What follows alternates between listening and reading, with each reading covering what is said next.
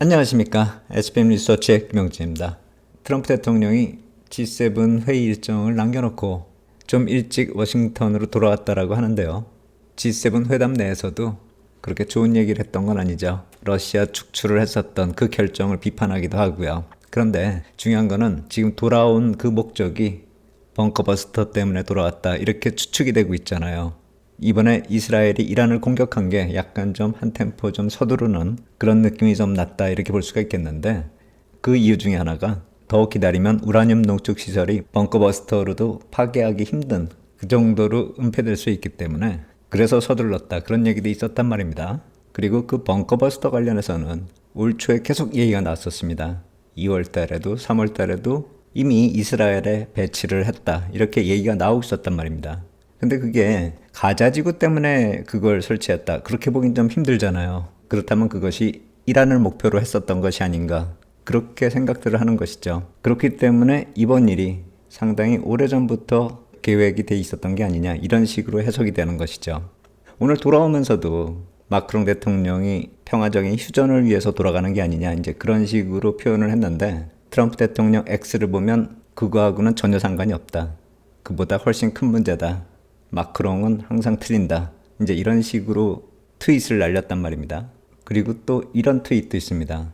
누구든지 터커 칼슨에게 이란은 핵무기를 가질 수 없다고 설명해라. 이런 식의 트윗이요. 터커 칼슨은 이스라엘 이란 문제에 미국은 개입하지 말자 그런 식의 주장을 계속하는 사람이죠. 이 두 개의 트윗을 조합해보면 공격할 가능성이 크고 핵무기 가지지 못하게 하는 그런 목적이 상당히 강하다 이렇게 생각을 할 수가 있죠. 그러다 보니까 시장에서는 벙커버스터 얘기가 나오는 것이고요. 뭐 긴 시간을 기다릴 만한 일이 아니지 않는가 그렇게 생각이 되는데, 어쩌면 제가 동영상 편집해가지고 업로드하면 이미 일은 벌어져 있는 게 아닌가 그런 생각도 들고요. 일단 이 문제가 해결이 되는 그 단계인지 아니면 문제를 더 확산시키는 그런 모멘텀의 시작이 될 것인지 그거 한번 생각을 해봐야 될 텐데, 정치적인 이슈로 이게 커진다면 10몇 년 전에 나타났었던 그 아랍의 봄 이것과 비슷한 움직임이 나타나면 아시아 시장 전체적으로 중기적으로 좀 무거워질 수 있는 그런 재료가 될 수 있다라는 점, 그 점을 생각하고 있는데 아마 이번 주 중반 지나면서 방향을 잡아갈 수 있지 않을까 그렇게 생각이 됩니다. 외교적인 해결인지 아니면 벙커버스터가 해결하는 것인지 조만간에 결론이 나는 게 아닌가. 그리고 그게 정치적으로 어떻게 방향을 잡을지, 무엇을 어떻게 생각해야 될지는 이번 주 중반을 넘어서면서 방향을 잡는다 이렇게 보시면 될 것 같아요. 그동안의 시장은 약간 좀 어수선하다 이렇게 보시면 될 것 같고요. 그리고 오늘은 BOJ 통화정책회의 결과가 나왔습니다. 금리는 동결하고 채권시장 개입에 있어서 속도를 좀 늦추기로 그런 식으로 BOJ가 결론을 냈는데, 올해 BOJ 통화정책회의 그 일정을 보면은 경제 관련해서 아웃룩 리포트가 나오는 게 1월, 5월, 7월, 10월이란 말입니다. 그래서 저는 만약에 금리 변동이 생긴다라고 하면은 5월이 좀 가능성이 있지 않을까 그렇게 생각을 했었고, 만약에 이게 지나면은 7월이 아닌가 이렇게 생각을 하고 있는 것이고, 이 6월 같은 경우는 빠르면 금리 인상이 여기서 나타날 수도 있을 것이다 이렇게 시장에서 생각을 했었는데, 그걸 일단 지나가는 모습입니다. 그런데 내용을 살펴보면 시장에 영향을 줄 수 있을 만한 그런 내용이 나오고 있습니다. BOJ가 보유채권 축소를 하고 있는 그런 모습, 그건 이미 알려져 있는 사실입니다. 그런데 이걸 내답하는 게 아니라 항상 그렇듯이 이 중앙은행이 보유 국채 규모를 축소시킬 때는 시장에 내답하는 게 아니라 만기가 들어오면은 롤오버를 안 하고 그냥 만기 자금을 회수하는 그런 형태로 진행을 하죠. 그러니까 향후에 채권시장 개입 속도를 늦춘다라고 하면은 그것이 바로 또 보유채권 축소로 이어지는 그 과정이다 이렇게 보시면 되죠.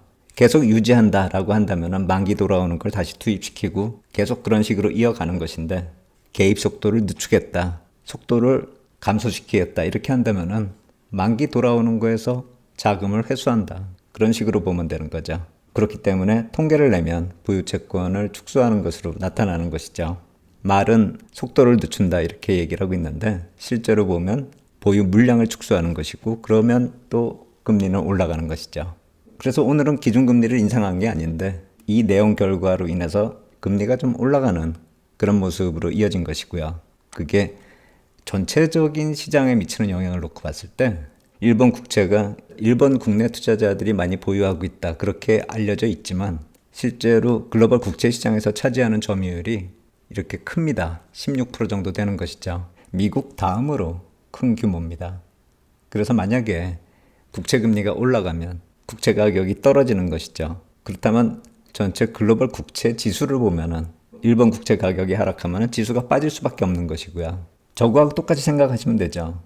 주식 같은 경우에 MSCI 글로벌 인덱스에서 큰 비중을 차지하는 국가 지수가 많이 빠지면은 MSCI 지수가 전체적으로 빠질 수밖에 없고요. 그렇다면 글로벌 투자자들이, 그쪽에 투자한 투자자들이 손해를 볼 수밖에 없는 것이죠. 실제로 하락한 그 국가에 직접 투자한 게 아니더라도 전체 인덱스에 투자했을 때 그런 식의 결과가 나오죠. 국채도 마찬가지죠. 글로벌 인덱스에 투자했는데 일본 국채 가격이 많이 빠지면은 일본 국채 비중이 높기 때문에 글로벌 채권 인덱스에 투자한 그런 경우라고 한다면, 그러니까 벤치마크를 추정하는 그런 펀드가 있다라고 한다면은 손실로 이어질 수 있는 것이죠. 그러니까 오늘 나타난 모습이나 최근에 일본 국채 가격이 계속 떨어지고 있는, 금리가 계속 올라가고 있는 그 추세가 이어지고 있기 때문에 단순히 일본만의 문제가 아니라 전체 글로벌 투자자들한테 미치는 부담이 커지고 있다. 글로벌 국채 투자자들에게 부담이 되는 건 이러한 배경 요인이 있다. 그렇게 보시면 되죠.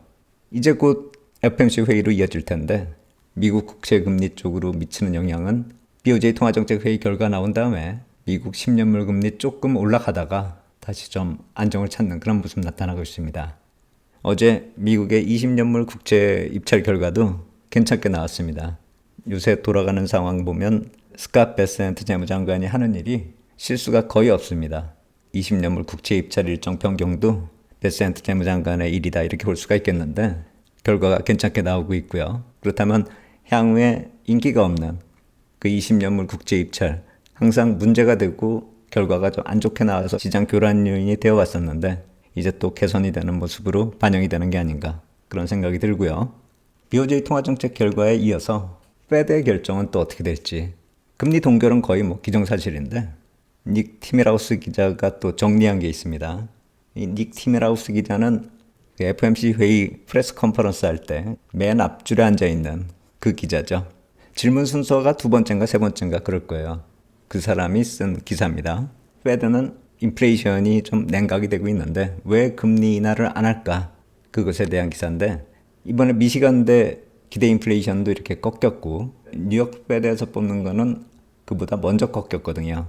그럼 이런 식의 좀 안정되는 흐름이라고 한다면은 금리 인하할 만도 한데 왜 안 할까? 페드가 서두를 이유가 없다 이 얘기를 하는 건데 그 배경 요인에 크리스토퍼 월러 이사 코멘트를 인용했습니다. 지금 현재 경제가 초저금리나 넉넉한 재정부양책의 혜택을 받지 못하고 있다. 사실 지금은 초저금리가 아니죠. 4% 넘는 그런 금리이기 때문에 초저금리라고 할 수는 없는데 그동안의 초저금리가 이어져 왔었던 그 결과로 인해서 경제가 크게 부양되는 그런 모습으로 이어지지 못했고, 재정부양책이라고 하는 것이 유동성 흐름이죠. 유동성도 많이 풀었는데 경제가 그렇게 전체적으로 활성화되고 있지는 않다라는 것이고요. 그리고 트럼프 대통령이 가격을 인상시키는 인플레이션 유발성 정책을 계속 내놓고 있는데 그럼으로 인해서 인플레이션이 만들어지면서 기업이나 소비자 모두 다 좀 지치고 있는데, 만약에 그렇다 해서 기업이 생산 제품의 가격을 많이 인상하면은 시장 점유율을 잃을 수가 있는 것이고, 또 가격이 많이 올랐다 해서 소비자 역시 마찬가지로 다른 곳에 가서 물건을 산다 하더라도 특별히 나은 점이 없기 때문에 지금 상황이 그렇게 크게 변하지 않는다라는 것이고요. 또 이런 설문조사에서 이렇게 확 올라갔었던 이 모습이 있었기 때문에 이렇게 꺾인 건데 과연 이렇게 올라가는 이 모습은 부작용을 만들 수 있는가? 그것에 대해서 생각해 보면 노동시장 자체가 이제 예전하고 틀리다라는 것입니다. 경제가 조금씩 어려워지고 있고요. 또 임금은 많이 올라 있는 그런 상태이기 때문에 인플레이션이 나타난다라고 해서 임금 인상을 계속 주장할 수 있는 그런 상황도 아니고 기업도 또 그렇게 해줄 수 있는 여력이 없기 때문에 이런 모습이 나타난다. 기대 심리가 이렇게 나타난다 해서 이러한 기대 심리가 경제에 실질적인 부담으로 작용할 수 있을까? 아마도 당장의 일자리 유지하는 게 오히려 이제 더 걱정이 되지 않을까? 인플레이션에 편승해가지고 소비에 뛰어들고 해야 그래야 인플레이션이 더 커지고 부작용이 본격적으로 나타날 텐데 그러한 상황이 아니라는 것이죠. 그렇기 때문에 페드 입장에서 현재 상황을 초조하게 보면서 인플레이션 2차 폭발 그런 걸 우려하면서 정책을 결정할 때도 아니고 또 그렇다 해서 반대로 경제가 냉각될 만한 그런 상황인가? 그거 역시 마찬가지로 아니기 때문에 정책을 서두를 이유가 없다. 그래서 아무것도 안 하고 있다. 그런 식으로 분석이 되는 것이죠.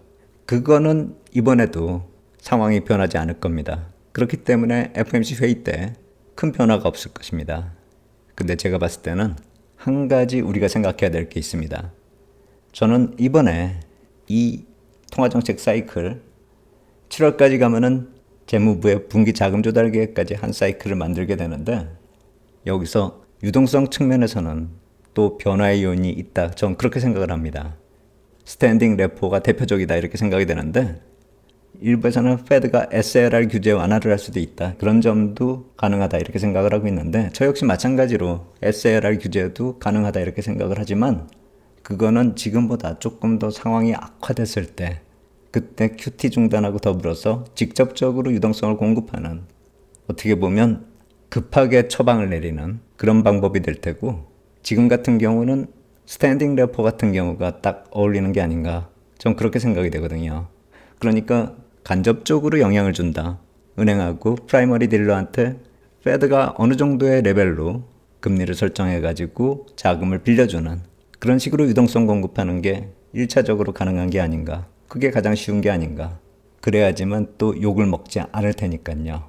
이 정도면은 시장 안정시키는 그 정도의 정책으로 지나갈 수 있을 테니까요.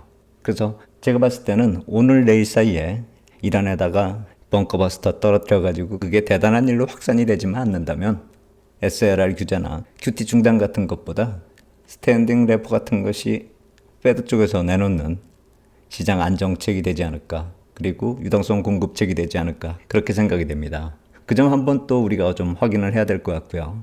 제가 그거는 확인한 다음에 FOMC 회의가 내일이죠. 내일 결과가 나오니까 목요일 시황 방송 때 또 말씀을 드리도록 하겠고요. 오늘 나온 BOJ 통화정책회의 결과를 놓고 봤을 때 ECB가 결과 나왔고요. 일본도 이제 나왔습니다. 그렇다면 어느 정도 방향이 잡혀가고 있습니다. 유럽은 인하하고 일본은 인상할 줄 알았는데 한 템포 늦췄죠. 그렇다면 둘 다 좀 완화 스타일이기 때문에 여기서 과연 달러가 어떻게 변화할까?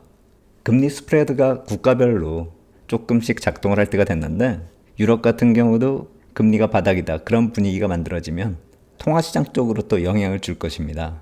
그리고 일본 같은 경우도 다음에는 금리를 올릴 것이다. 그리고 이번에도 쉽게 넘어가는 그런 상황이 아니죠. 금리가 들썩들썩 하니까요. 그렇다면 이거 역시 마찬가지로 이제 통화시장 쪽에 약간의 변화가 생길 수 있다 이렇게 생각이 됩니다. 그 상황에서 벙커버스터 그리고 아랍의 봄 이게 만약에 엮이면 7월이 또 변곡점이 될 수 있다라는 그 생각이 어느 정도 설득력이 있다 이렇게 생각이 됩니다. 그거는 이란의 정치 상황이 모멘텀의 시작이 될 것이다. 전 그렇게 생각을 하고 있기 때문에 이 역시 마찬가지로 이번 주 중반 지나면서 검토를 시작해야 될 거고요. 그래서 그것이 왜 중요하냐면 지금 이렇게 괴리가 벌어졌었던 미국 국제금리하고 엔달러 흐름이요. 엔달러 흐름 여기서 바닥을 잡으면서 달러가 다시 강해질 수 있는가. 그리고 금리도 올라가다가 이제 좀 여유 잡고 내려올 수 있는지.